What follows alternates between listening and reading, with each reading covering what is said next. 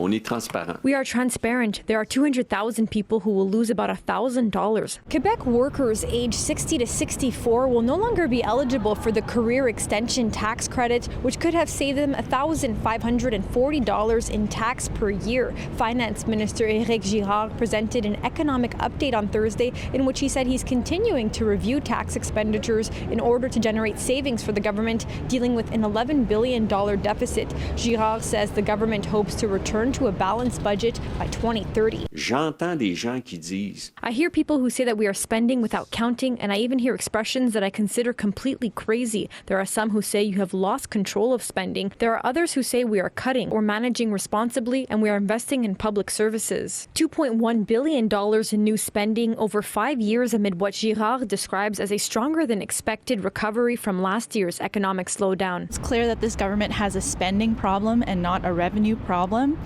Since Legault formed office, he has increased spending by 51%. And what we're being shown today, what is being released today, is a deficit that is the highest in Quebec's history outside of pandemic time. An injection of $879 million over 5 years to help the deficits of Quebec's public transit agencies, $262 million over 3 years to respond to the impacts of flooding, and more than $250 million for the forestry sector, and $1.2 billion for community development. There's nothing new for us.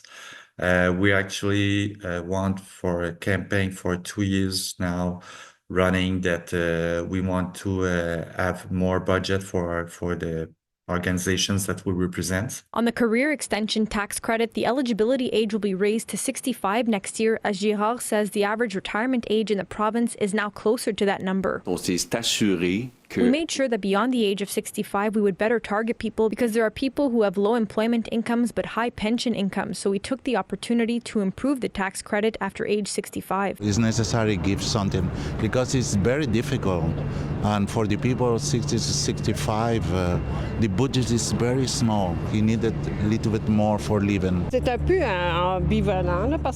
have a bit of mixed feelings because they want us to work as long as possible, but then they cut these credits. But if they have to cut, I can imagine they're cutting where it hurts the least. If that's going to help the final deficit, let's say contribute to that amount, I think it's such a small amount, I wouldn't have an issue with that being cut.